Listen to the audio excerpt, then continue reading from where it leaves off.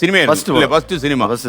പക്ഷേ ആ ബലൂൺ പൊട്ടിക്കുന്ന രീതിയിൽ നമ്മൾ തരംഗിണി സ്റ്റുഡിയോയുടെ ഗേറ്റിന്റെ മേളിൽ കൂടെ ചാടാൻ ശ്രമിച്ചു. സന്തോഷം സഹിക്കാൻ വയ്യ. സെക്യൂരിറ്റി കയറി കാലെ പിടിച്ചു. സെക്യൂരിറ്റി നേപ്പാളി കൂർക്കയായിരുന്നു. അപ്പൊ അവൻ കാലെ പിടിച്ച് വലിച്ചു. അപ്പൊ ഞാൻ പറഞ്ഞു 50 രൂപ കാണിച്ചു. അപ്പൊ അവൻ വിചാരിച്ചു അയാൾക്ക് ടിപ്പ് കൊടുക്കാനായിരിക്കും വിചാരിച്ചു.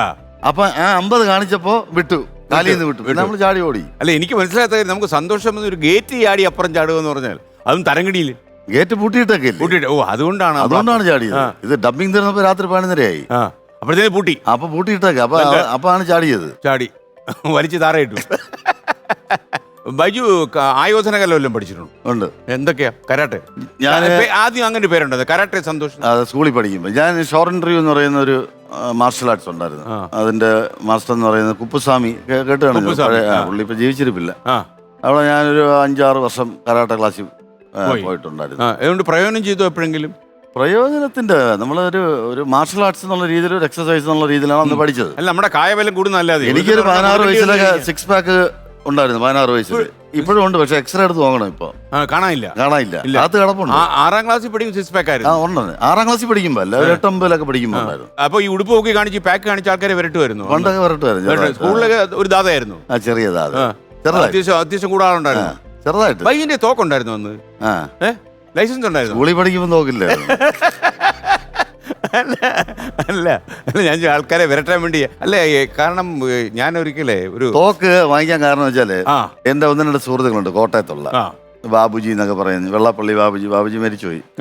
പുള്ളിയുടെ കയ്യിലൊക്കെ തോക്കിരിക്കുന്ന കണ്ടിട്ട് അങ്ങനെ ഒരു ആഗ്രഹം തോന്നി. തോക്ക് തന്നെയായിരുന്നു. പിന്നെ അങ്ങനെ വാങ്ങിച്ചാണ്. ഇത് പ്രയോഗിക്കേണ്ടി വന്നില്ലല്ലോ എങ്ങും. അതിനെപ്പറ്റി ഇപ്പൊ ഒന്നും പറയുന്നില്ല. അത് നിയമവ്യവസ്ഥ അല്ലേ, പ്രശ്നം ഉണ്ടാക്കണ്ട. ഓക്കെ, അത് നന്നായി. അപ്പം അത് പറയാതിരിക്കുന്നത് നന്നായി. അല്ലെ ഞാനോട് വീട്ടിലാവും. അല്ല, അതിന് വേണ്ടിയിട്ടുള്ള വേറെ കാര്യങ്ങളൊന്നും ചെയ്തിട്ടില്ല. ഇല്ല, അപകടമൊന്നുമില്ല. ചെറിയൊരു ഇഷ്യൂ ഉണ്ടായിട്ടുണ്ട് മുമ്പ്. അല്ല, അന്നെന്തോ ഒരു കേസും ഉണ്ടായിരുന്നു അല്ലേ? അതൊക്കെ അങ്ങ് തേഞ്ഞു വാഞ്ഞു പോയോ? തേഞ്ഞു വാഞ്ഞു പോയൊന്നുമില്ല, അതൊക്കെ തീർന്നു. അത് പോയോ? ഇല്ല, അതോട് വേണ്ടിയൊന്നുമില്ല. പോകേണ്ടതായിരുന്നു, പക്ഷെ പോയില്ല. എന്തോ ഒരു ഭാഗ്യത്തിന്റെ അംശമാണ്. ബൈജു, അതൊക്കെ എങ്ങനെയാ? ഭയമുള്ള കൂട്ടത്തിലാണോ? AC റൂമിൽ കിടന്ന് ഉറങ്ങുന്നതിന് ജയിലിൽ എന്തായാലും കിടക്കാൻ പറ്റില്ല. ഇല്ല, വലിയ പാടാ. മാനസികമായിട്ട് തകർന്നു. അത് ഉറപ്പല്ലേ? അത് ഉറപ്പാ. പാല് പഠിക്കാനൊക്കെ പറ്റും.